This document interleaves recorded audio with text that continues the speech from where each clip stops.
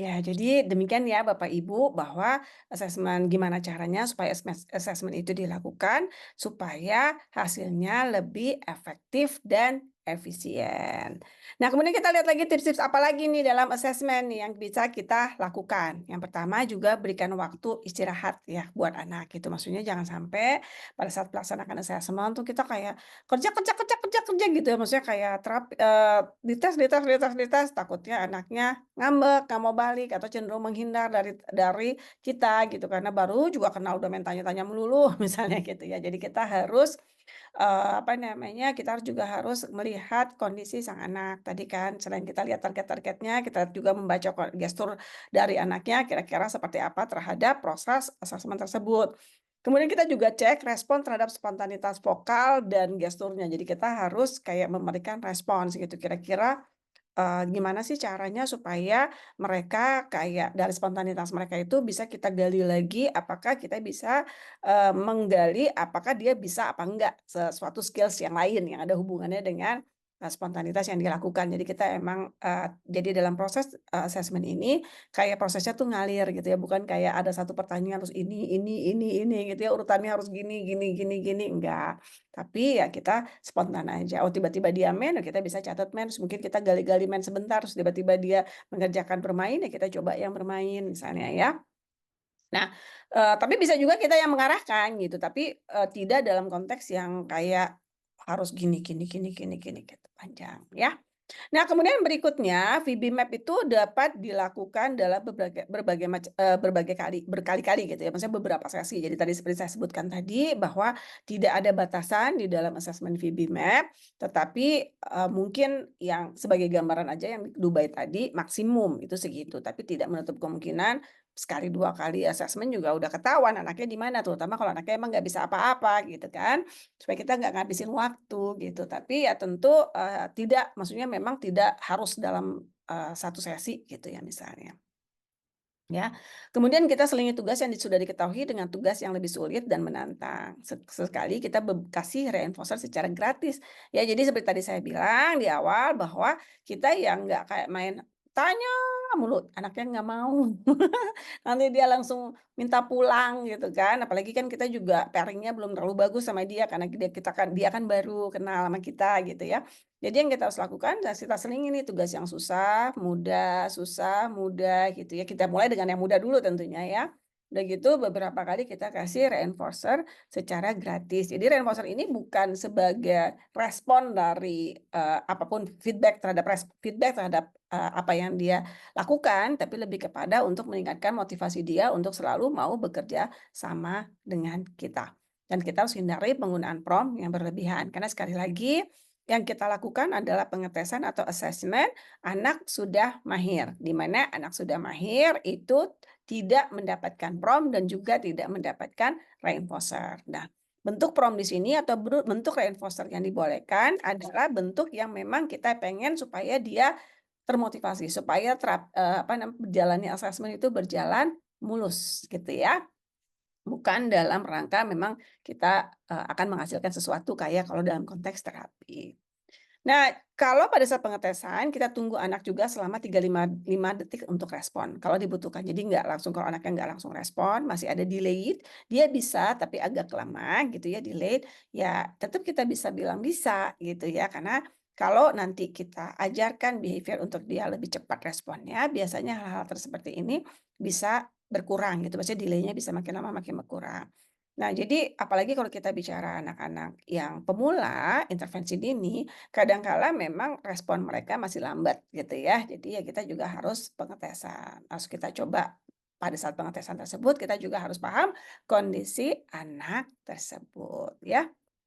Nah, ulangi pertanyaan atau memberikan tugas 2 3 kali jika dibutuhkan. Jadi kalau kita bicara kepada anak-anak yang ya masih minim, atensinya juga masih minim, awareness-nya juga masih kurang, kontak mata belum gitu, masih asik sendiri. Nah, tentunya sekali ditanya belum tentu langsung dikerjain gitu kan. Nah, jadi mungkin kita perlu coba ulang 2 3 kali. Siapa tahu dia tuh bisa, tapi kayak masih agak lambat atau memang ya masih atensinya tuh belum cepat dapet gitu. Jadi anaknya belum bisa respon terhadap instruksi di perintah pertama. gitu ya. Nah, kemudian kita gunakan list to most prompting. Jadi ya kita coba sedikit dulu, semakin sedikit, prompting-nya semakin boleh. Tapi sekali lagi prompting di sini bukan untuk kayak ngajarin, "Oh ini ya jawabannya ini ya," tapi lebih kepada untuk bikin, terapinya tuh atau asesmennya itu berlangsung mulus. Kemudian kita harus buat asesmen itu sesuatu yang menarik dan menyenangkan. Jadi sekali lagi, kita tidak mau kayak anaknya, aduh kayak mau ditanya-tanya mulu gitu ya, entar dia nggak mau balik lagi, sekali lagi. Kita harus bikin fun. Jadi kalau anaknya kelihatannya udah agak mulai motivasinya kurang, kita ajak main lagi, kita pairing lagi, kita kasih reinforcer gratis lagi, kita bikin dia senang lagi. Nah, kalau dia udah senang, barulah kita lakukan lagi asesmen. Jadi terapi ini sorry, asesmen ini akan berlangsungnya tuh menarik dan menyenangkan buat anak, bukan kayak tanya-tanya mulu gitu ya. Terus anaknya kapok datang lagi. Ya, kemudian selalu akhiri periode testing dengan respon yang benar dan catatan positif kepada anak gitu ya. Karena kita kan pengen kembali lagi anak tuh happy gitu kan. Kalau anak diberikan respon atau feedback yang positif tentu dia senang. Jadi ya betul-betul mungkin di akhir-akhir kayak di awal gitu asesmen kita kasih tugas yang gampang-gampang, ada yang susah, gampang, susah, gampang, susah, gampang.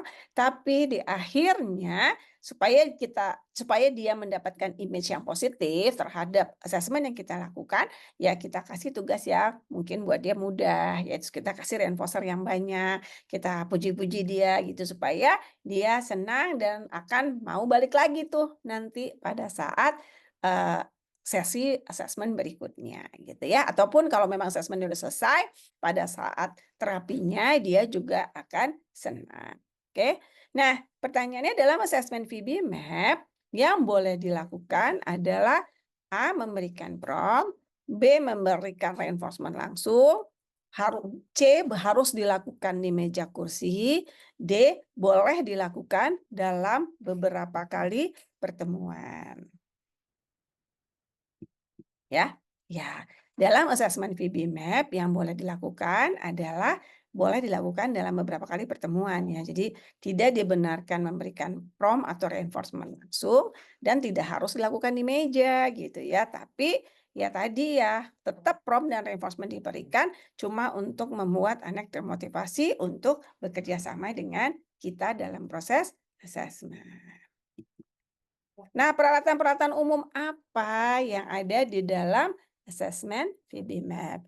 Yang pertama adalah alat-alat tulis ya. Udah pasti kita sudah siap nih, apalagi kalau kita berhadapan dengan anak-anak yang hiper yang tadi saya bilang ya, wah sibuk sana sini sana sini sana sini, kan kita kembali lagi instructional control harus kita pegang.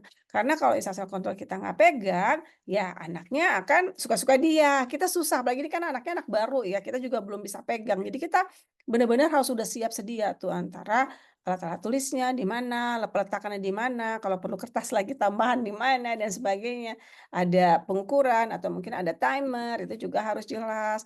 Jangan lupa reinforcer yang anak sukai supaya anak semangat bekerja sama dengan kita. Nah, kembali lagi reinforcer yang anak sukai bisa kalau bentuknya makanan, orang tuanya bawa, tapi kalau bentuknya mainan atau aktivitas ya kita bisa sediakan. Misalnya anak yang mainan-mainan atau mungkin aktivitas kayak trampolin, gymbal, itu juga kita bisa, sediakan di ruangan tempat asesmen. Nah, kemudian berikutnya kita juga harus sediakan bermacam-macam jenis kartu, gambar, atau barang-barang yang akan kita tanyakan gitu ya kepada anak. Di situ harus kita sediakan dan semuanya itu harus kayak di dalam, tempat jangkauan kita. Supaya apa? Ya supaya gampang, apalagi kalau kita tadi ya berhadapan dengan anak yang mungkin, instructional control belum bagus, terus anaknya masih nangis sana, nangis sini, barangkali ya bikin kita tambah panik ya. Kita harus sudah semuanya dalam jangkauan. Kita juga punya, sediakan bermacam-macam warna, betul termasuk barang yang bermacam warna. Kalau memang diperlukan dan anaknya memang udah sampai level ke situ ya, gitu ya, tapi kita sediain gitu ya. Kemudian yang berikutnya ada barang-barang sehari-hari sesuai target yang diinginkan. Jadi kalau memang kita apa sih yang mau kita tes, ya tentu kita siapkan di situ. Jangan lupa mainan-mainan kayak puzzle, balok, boneka, mobil-mobilan, binatang, atau ya kan kita udah tahu tuh ya, anaknya suka apa. Jadi disitulah kita sudah siapkan mainan-mainan yang diperlukan oleh anak ya. Iya, kemudian bermacam-macam gambar atau buku ya, sesuai dengan level si anak ya.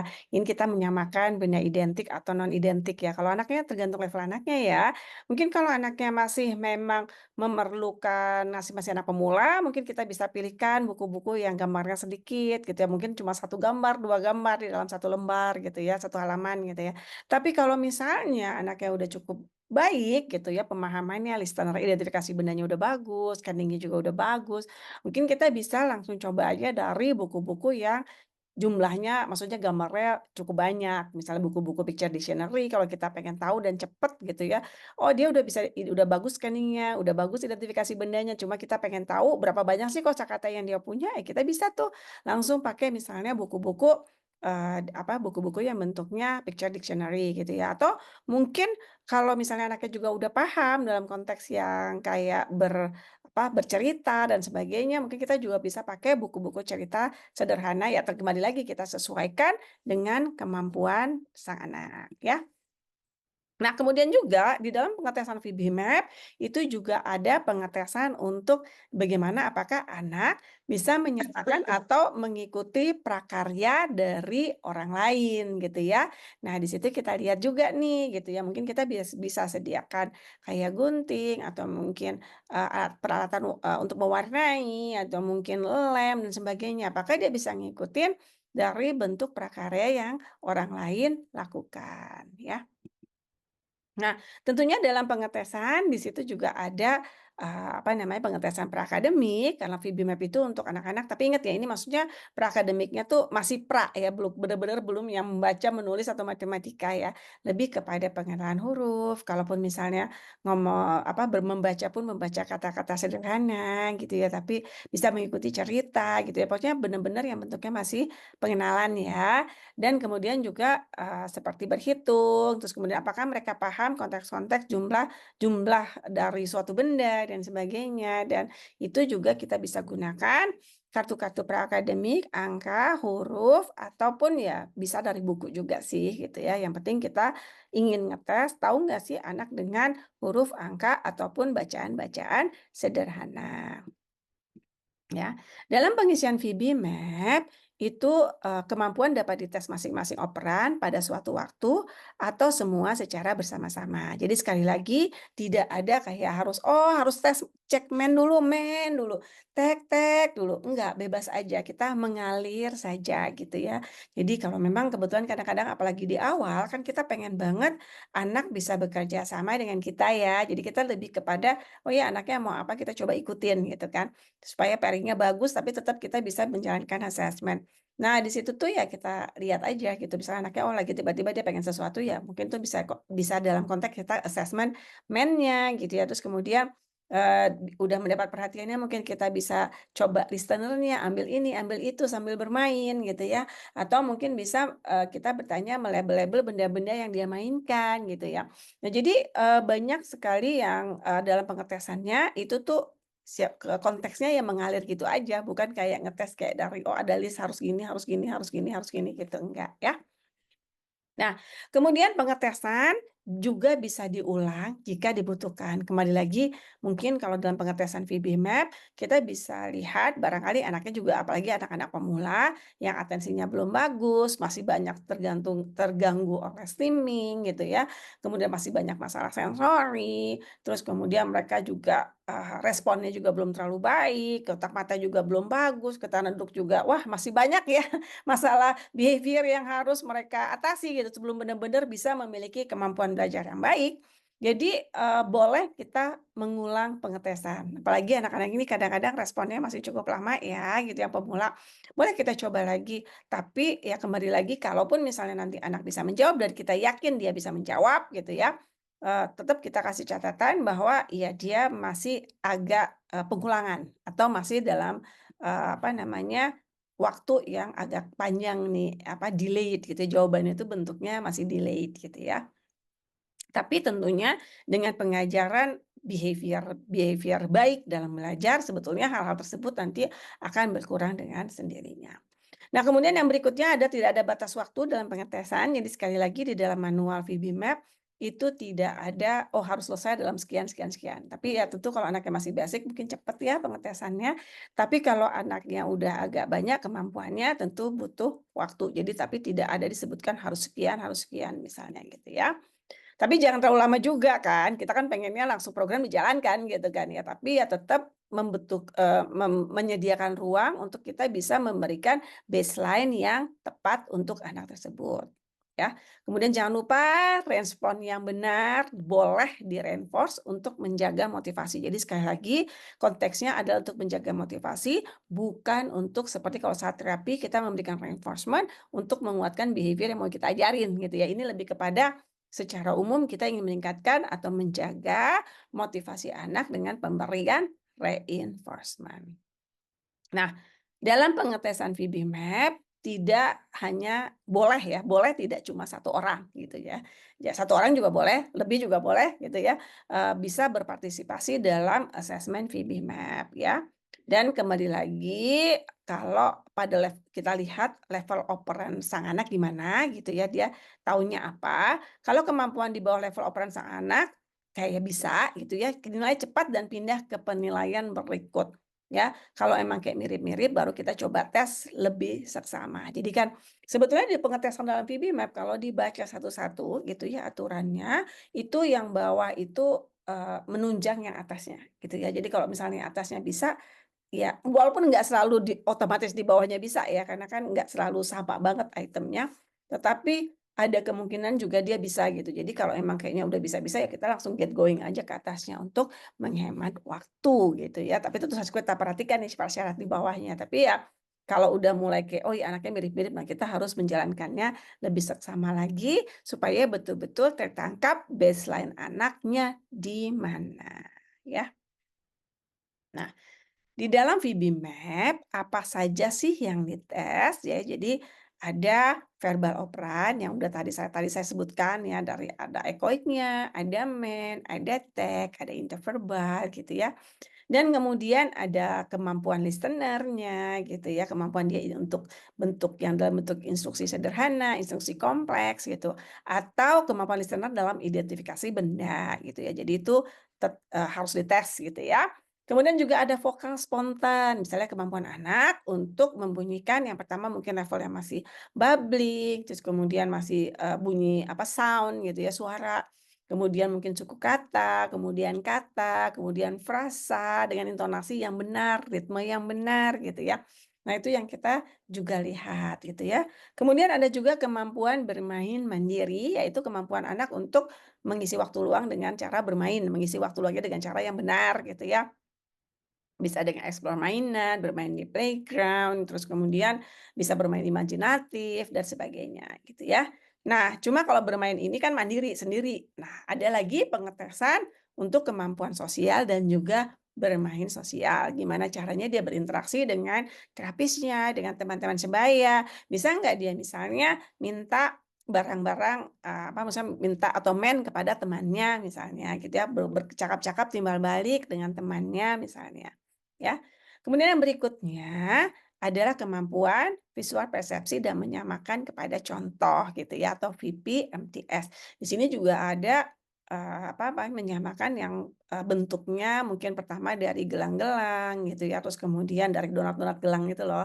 Nah, terus kemudian naik ke puzzle, dari puzzle ke benda, benda ke kartu, kemudian bentuknya juga ada yang benda identik sama-sama persis, menyamakan yang sama persis gambar atau bendanya. Kalau udah bisa yang non identik, yang benda sama tapi beda gambar atau beda yang disamakannya, atau termasuk juga benda ke gambar atau benda gambar ke benda. Ya, karena kadang-kadang anak-anak ini ada beberapa yang kebingungan nih, kalau ngelihat bendanya belum tentu bisa samain dengan gambarnya atau sebaliknya. Atau mereka bingung dengan benda-benda yang agak mirip, misalnya sapi sama kuda gitu tuh agak ada yang salah, tomat sama apel misalnya gitu ya. Nah, berikutnya adalah struktur dan tata bahasa gitu sekali lagi ya tentu dalam berbicara tata bahasanya harus benar dan kita harus ngelihat apakah anak memiliki kemampuan tersebut. Ya, di dalam pengetesan VB-MAP selain belajar yang one on one gitu ya, maksudnya yang benar satu-satu kita tanyain atau satu-satu kita berinteraksi, di situ juga ada kita mengakses kemampuan di dalam grup Jadi kemampuan anak merespon instruksi guru ya di dalam grup-grup kecil gitu ya, atau kemandirian mereka, misalnya ke toilet training, terus kemudian cuci tangan, terus kemudian apa namanya, kayak, makan makan maksudnya kayak di kelas yang kayak gitu-gitu ya, kemampuan mereka untuk misalnya mengerjakan tugas mandiri dan sebagainya gitu. Nah, yang berikutnya juga ada kemampuan praakademik. Ini apa? Dan sekali lagi ini kan kemampuan praakademik untuk anak usia di bawah 4 tahun ya, jadi jangan bukan benar-benar yang akademik gitu, tapi lebih kepada pengenalan huruf, kalaupun baca juga baru dikit-dikit, pengenalan angka, dan juga mungkin berhitung gitu, kayak, "Kasih mama coba kasih Miss, 3, kue atau 3, berberan gitu ya, counter gitu ya, dan macam-macam, seperti seperti itu ya. Jadi itu yang dilakukan dalam pengetesan VB-MAP. Nah, bagaimana dengan pengisian? Nah, jadi, VB-Map ini adalah pemetaannya seperti ini gitu ya. Jadi ada kotak-kotak, ada 3 area perkembangan ya, di mana level 1 ini ada 3 macam ya, bisa kita lihat. Ada level 1 itu adalah perkembangan anak tipikal untuk usia 0 sampai 18 bulan, sementara level 2 itu ada perkembangan anak tipikal usia 18 sampai 30 bulan, dan yang level 3 adalah usia 30 sampai 48 bulan. Jadi diharapkan ya, jadi di sini diharapkan bahwa anak tipikal ya, anak normal itu akan penuh di usia penuh mengisi seluruh VB-MAP ini di usia 48 bulan atau 4 tahun gitu ya. Nah, bagaimana dengan ABK kita atau bagaimana dengan klien kita yang speech delay, yang terlambat perkembangan berbahasanya? Kita coba petakan di sini, gitu ya. Jadi kelihatan nih secara visual. Jadi misalnya anaknya berapapun anak ABK kita ya, entah usianya 3 tahun, 5 tahun, 10 tahun gitu. Tetap kita petakan di sini. Karena yang namanya berbicara, yang namanya bikin anak paham gitu ya, berbahasa, berkomunikasi, nggak tiba-tiba juga langsung di atas gitu, nggak tiba-tiba juga kalau kayak kita ngebangun nggak tiba-tiba juga pasang atap misalnya. Tetap kita harus lihat fondasinya apakah memang sudah ada atau belum. Kalau belum ada, ya diajarin gitu ya. Nah, disitulah jadi kita petakan. Nah, di masing-masing pemetaan ini bisa kita lihat ada main, ada tag ya. Ada listener yang ketiga, ada VPMTS, visual persepsi dan menyamakan kepada contoh, ada bermain sosial, ada imitasi, ada ekoik dan ada juga vokal. Ya, jadi nanti masing-masing akan kita coba petakan gitu ya.